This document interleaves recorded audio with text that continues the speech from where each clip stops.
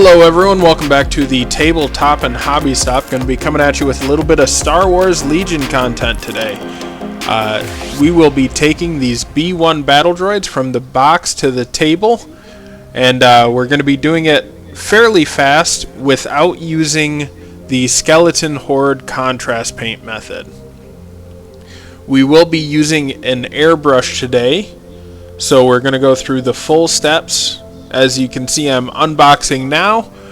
We're going to do assembly, and then after that we're going to hit it with the airbrush, a wash, dry brush, and I'm not going to show you the basing because everyone has their own basing methods for these guys, but I'll take you right up to that point. So there's our tokens, there's our bases, set those aside, and we'll take a look at the sprues. So the thing I like about these sprues is one character is all on a sprue complete. You don't need to take components from another sprue to finish out the character. There is a few characters on each sprue. 9 B1 Battle Droids come in each box. The starter set, the Clone Wars starter set, comes with 2 sets of B1 Battle Droids. And then, as you can see, they are all labeled. Right there, it's a B1, B2. Right there, you can start snipping them out. When I do this, I always like to keep the flat end to the end where I'm snipping. Now, there are some people who will snip it and then they'll take an X-Acto knife and then clean it up from there. I used to do that, but I'm kind of a lazy assembler, so I just use the flat end and call it good enough. I don't think my models really suffer for that. And then right here is the most fiddly part of the entire build, in my opinion, is the binoculars and the hands. Just make sure those fit together nicely. And I'm going to clean mine up a little bit with the X-Acto blade, or with the snippers.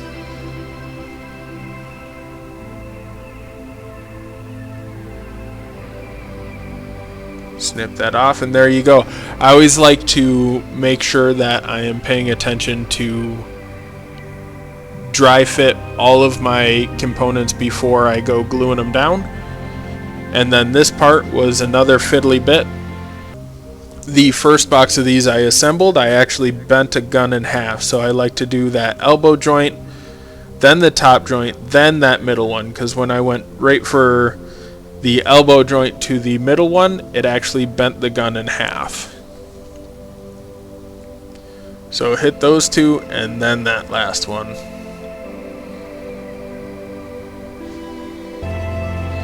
And then I'll separate them into their piles based on the droid. Now there are options for the different droids that you can choose. Those will be shown on the assembly page. And then we will take a look at these bodies, because a lot of people get these backwards. I've seen it a lot online.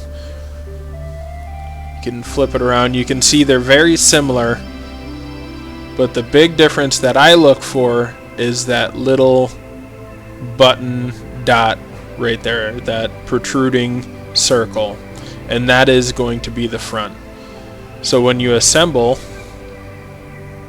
the leg joints are actually angled back so that the feet point out.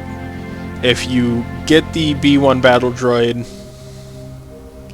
turned around, it's funny because he actually looks like he has to go to the bathroom really bad. But just pay attention to that front and you should be totally fine. The backpacks also slot in on the back. You'll see that a little bit later. Yep, and then you just press those legs right in. Check it before it dries to make sure that that button is right there, facing forward. And there you have it. Next we will move on to do the head, and for this, a lot of people said they were having trouble with this as well. It is one of those more fiddly bits. All I do is take the back, put a little dab on, take off all of the excess because you don't need a lot of glue for this one. And then there is a little slot, so I'll take the front piece, line it up, press it in, and then I'll just hold it. And once it's dry, there you go. Now when you glue this onto the body, you'll have excess glue holding that front and back piece together a little bit better, but for now we'll just leave the heads like that. That is perfectly fine. So we move on, do the legs on this guy, and I will get the backpack right away once I have his legs where I want them.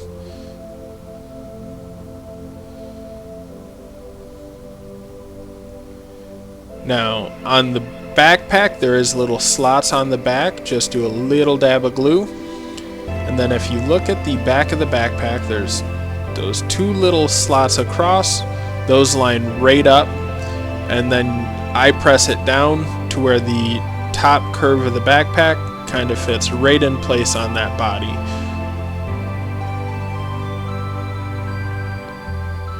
Remove the excess glue, and there you have it. Get the head there and move on to the next guy.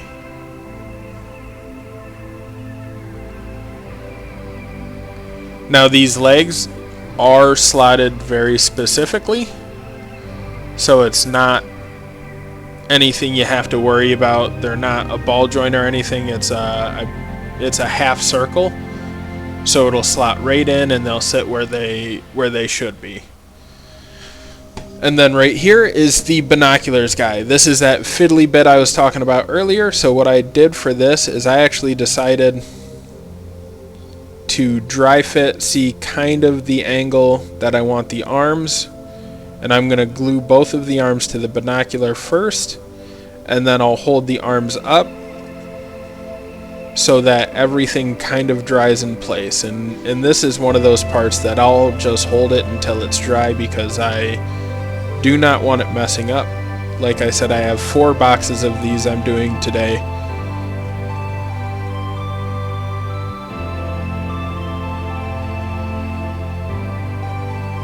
So right there, I add a little extra dab of glue,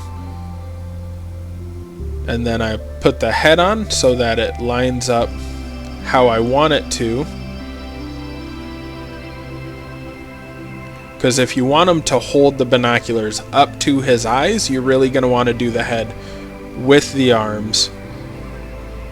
Otherwise, this guy, I already had a guy with the binoculars up to his eyes. This one I wanted holding the binoculars kind of down a little bit and then looking off to the side.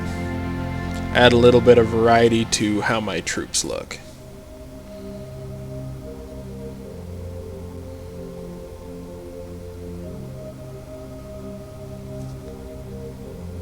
And once he's like that, I carefully will set him aside. But if you wanted to, you could put that up. You could turn the head left or right, give a little bit more character, because these guys, it's hard to convey character with the B1 Battle Droids, but if you turn those heads a little bit or move the arms up and down, there is a little bit of character you can convey with that.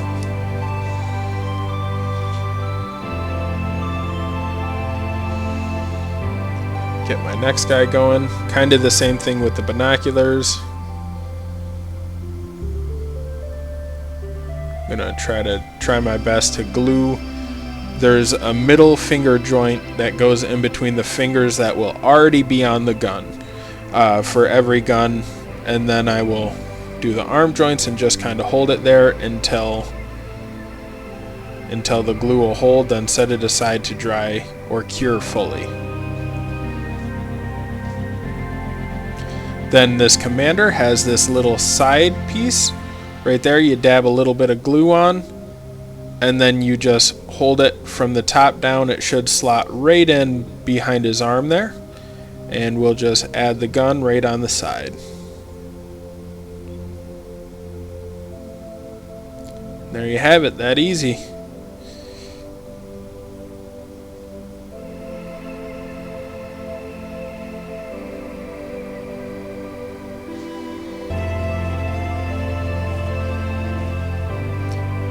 Now, the main complaint is how fiddly these guys are to put together. That first box I struggled with a lot, and then it just got progressively easier every box after that. I actually started to enjoy the process a little bit, and there we have it. That is 3 battle droids done, 6 more to go.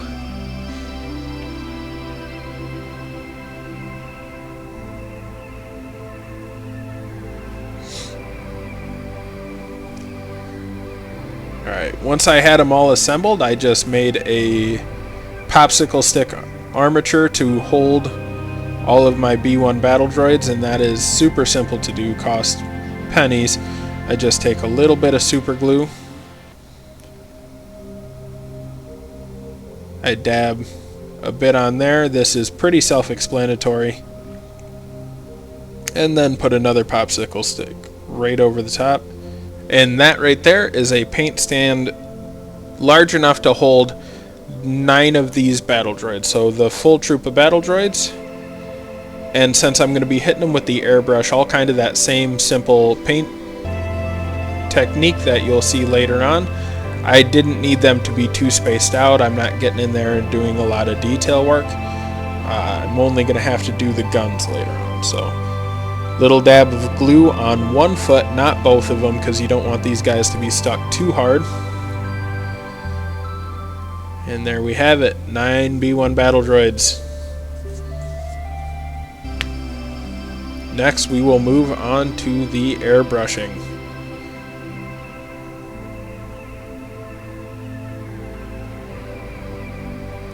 To airbrush these, I kept it pretty simple. We're going to start with a surface primer. Just make sure you cover everything. Really want to get under the arms pretty well, because these guys have a lot of mechanical little nooks and crannies. Since you're gluing them together, there's a lot of that inside stuff. And then there's the XV88 Citadel air paint I'm using to base coat these, and you want to hit those guys just like the primer. Make sure you're getting all the angles, cover them completely.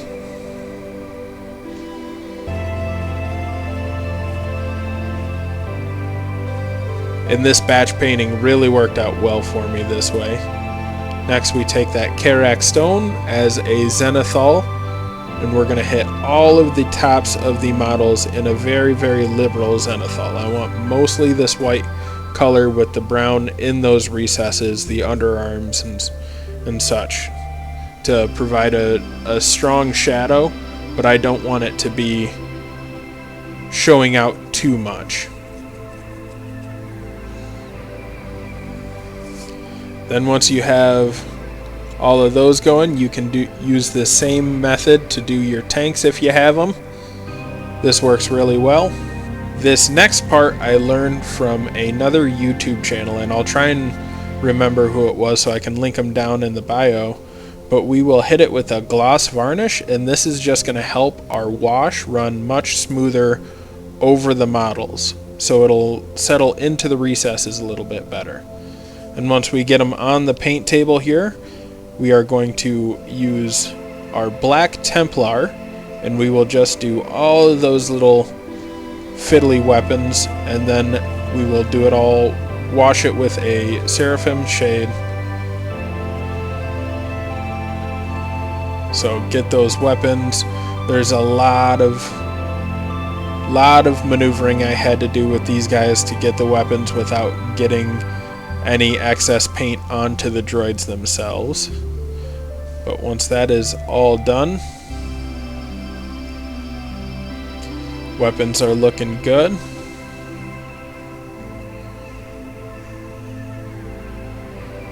You can then move on to the wash stage.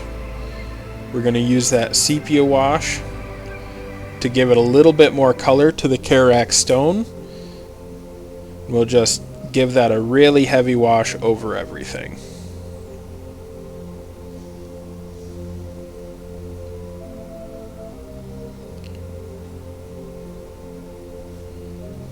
Once you are done there, let it dry, and it should look a little something like that. I really liked how these guys turned out, and you could use them right here, but I did want a little bit more of a Star Wars Clone Wars look.